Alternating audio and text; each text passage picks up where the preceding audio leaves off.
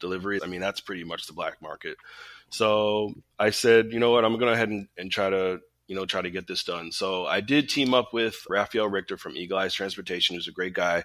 I also have a distribution agreement with him too. If you're a small company right now in the space, especially social equity company, he's someone you should reach out to because he's going to help you, spread those products around the state. And he's very fair. So we teamed up in Plymouth. He had some connections down there from his license. He's also going to have the operation set up for his third-party transportation license. So I'm going to leverage that with him. I'm still in control. It's still my company. I still have to be 51% owner, which is great in negotiations because it's just a non-starter then, right? Mm-hmm. Like there's no control. Like I have to have control.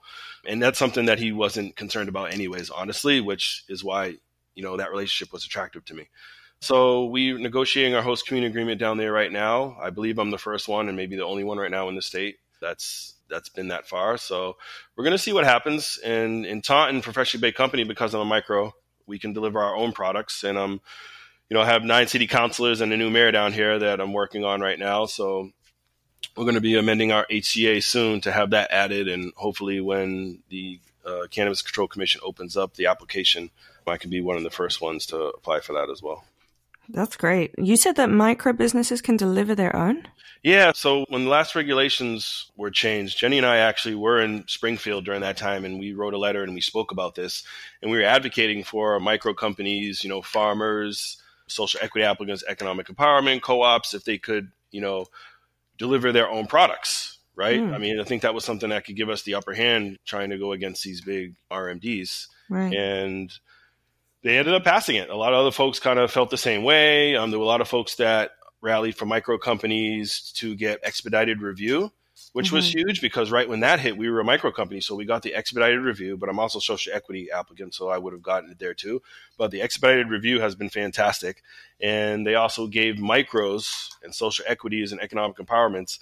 If they hold a micro in tandem, they can do it as well, where they can get a delivery endorsement and you can deliver your own product. So we're the only ones that can do that. So hopefully by January of next year, that's what we're shooting for. We'll start delivering at least our gummies and what other edibles we have. But we also have a cultivation license under the micro as well. And we have 8,500 square feet in Taunton here that we're going to be hopefully starting our build out next year, depending on funding, because that's tough right now.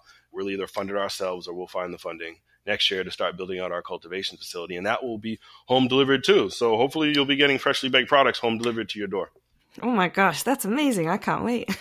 I can't wait too. You guys are kind of local to me, so I've been like, Nice. I'm just waiting on somebody to be able to deliver around this area. Awesome. That's great. Yeah, definitely. Nice.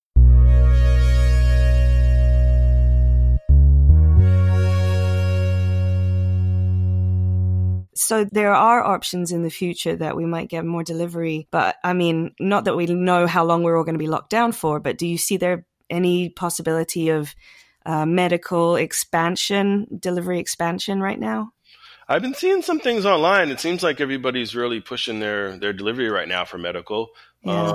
I mean, you might see it. If I was them, I would be doing it. I don't think society is ever going to just go back to the way it was now after this.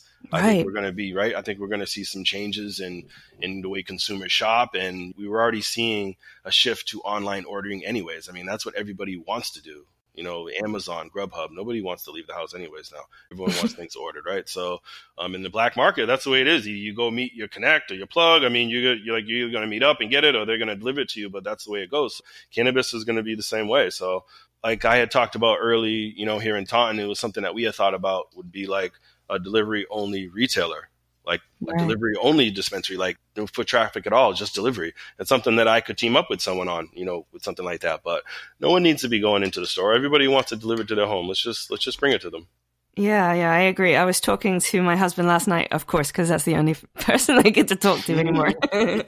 But we were talking last night about like, when will things go back to the way they were? And I said, things never seem to go backwards. We were only ever evolving forwards. So the changes that we're seeing now, they're going to be permanent and we're going to grow from here on out. Agreed. So the fact that everybody can work from home, companies are going to start realizing that, and more people are going to permanently work from home. And the same with people going to the shop. If they realize that there's another option, I can just order delivery, there's going to be sort of an increase in the number of people employed as delivery drivers. There's going to be less people working in retail outdoors, you know.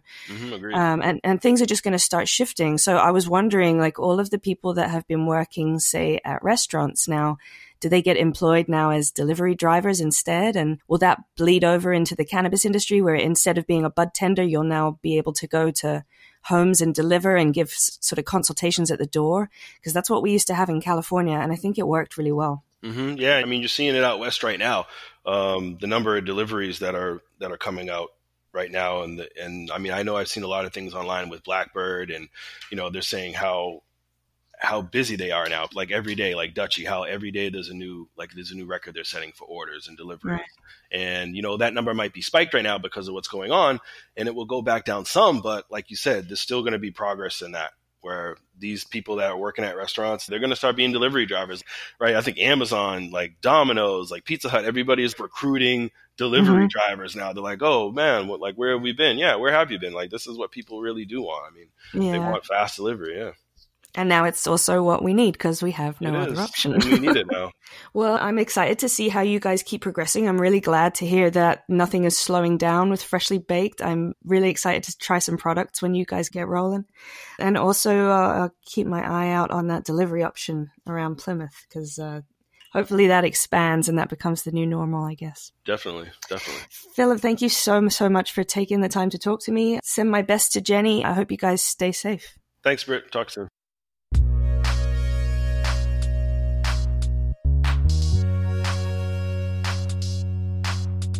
And now for a little New England cannabis news. As we all know, Massachusetts Governor Charlie Baker has deemed all medical marijuana stores essential businesses, which is great, but he's closed all recreational stores, which is not great. And unfortunately, it doesn't look like that's going to change. On Tuesday, March 31st, Governor Baker actually doubled down, calling the issue a non-starter, because opening recreational stores would bring in people from other states who drive to Massachusetts to buy their recreational supply. So Baker said, you know, basically your only option now is going back to supporting your local entrepreneur. Local cannabis industry folk are really hitting back against Kyle Turley, a former NFL player who is claiming that CBD can kill the coronavirus. Side note, Turley owns a CBD company and he's pushing his own product with this message. There's no evidence whatsoever about what cannabis does to coronavirus, as we'll discuss on the next episode with one of the main voices currently berating Turley online, Dr. Peter Grinspoon of Mass General and Harvard. According to MarijuanaMoment.net, the New York state budget at the end of March had one glaring omission: the executive proposal to legalize adult use cannabis. Sorry, New Yorkers, it looks like no state legal rec this time.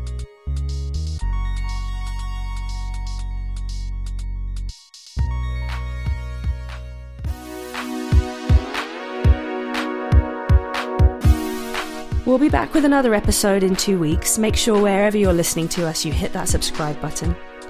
You can check out more about Different Leaf magazine online at differentleaf.com, and that's also where you can subscribe to the magazine, 4 issues for $20. And make sure you're following us on social media. We're at Different Leaf. I'm on social media at Brit the British. Thanks to our producer, Andrea Maraskin, and thanks to Homebody for the music.